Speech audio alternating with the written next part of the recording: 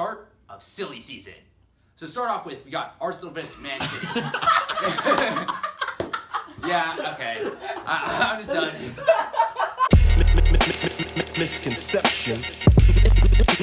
Misconception. Welcome to the Kick Around. My name's Alex. And I'm JT. And today we're going to go over the biggest games of the weekend and some transfer rumors. Okay, to start off with, we got Arsenal versus Man City. Whew. Man City got off to a blazing fast start with Sané scoring in the 5th minute before Arsenal equalized right before halftime in the 40th minute. But it wasn't close enough to halftime because Aguero came down and scored. But Arsenal kept on the pressure, managed to score one right after halftime with Mustafi scoring off a corner. But it managed to end up in a draw. Both teams played very well.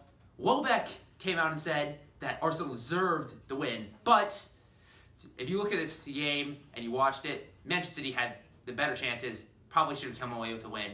Arsenal were lucky to get a draw. And we all know it's irrelevant anyway because neither of those teams can actually contest for the winning of the title.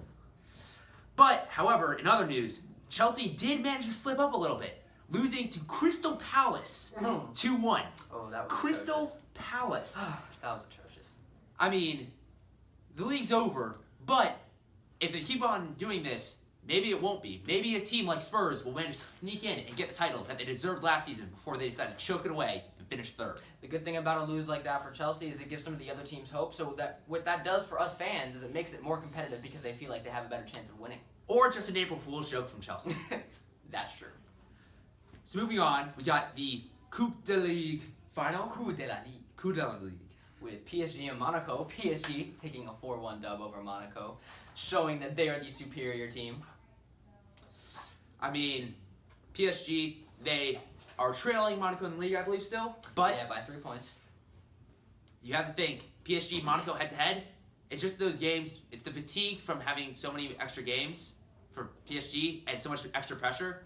When you have a game that's as stressful as a Barcelona game, it kind of saps energy from you, and you have to play a better team, whereas Monaco played the relatively fast-paced and no-defense game against Manchester City in the Champions League, and those kind of advantages kind of give Monaco an edge in the league, but head-to-head, you have to think PSG's better. Yeah, what I think about this win gives PSG the chance. It shows them that they still have what it takes to win the league, and it kind of sends a message to Monaco that they don't have the league title yet. They still have challengers that can take over them, and they still have to work really hard to be able to keep that lead.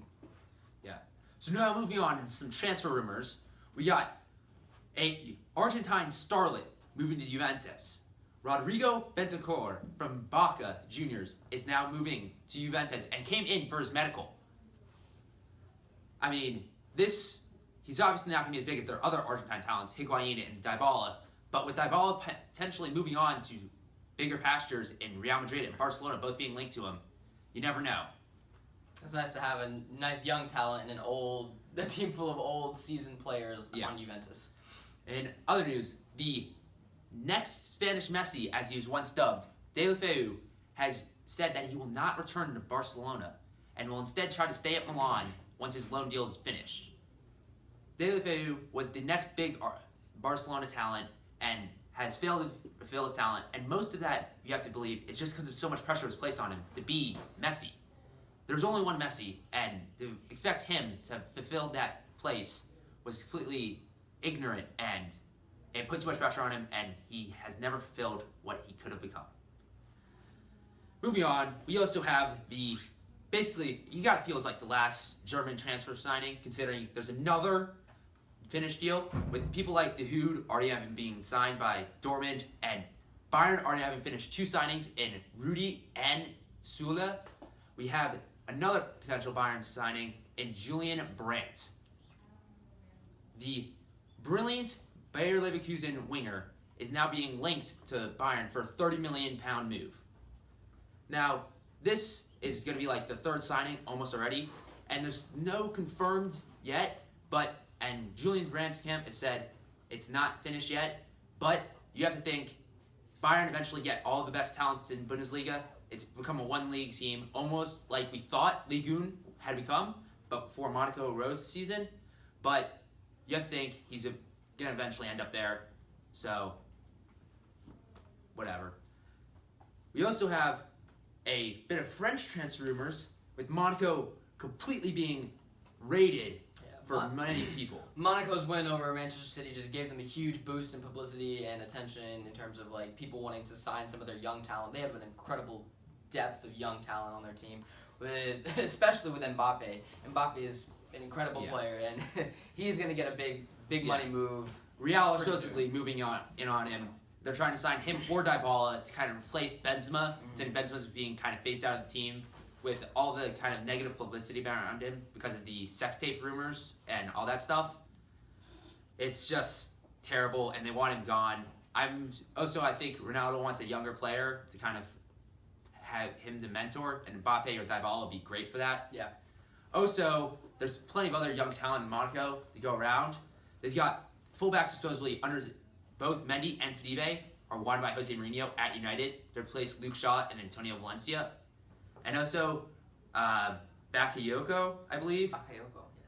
the defensive midfielder, is also being linked as a potential next Conte for Premier League teams. Very solid player. Yeah, very solid defensive midfielder. You want that kind of player in your team. And there's a couple of other targets that are being reached for by the top 6 teams, with players like Idrissa Gana Gueye potentially moving further up the table from Everton to a Arsenal or a Chelsea or a Manchester City, and also Kessie from Atlanta in Serie A also being potentially linked to Premier League teams. So that's it for the KickAround this week.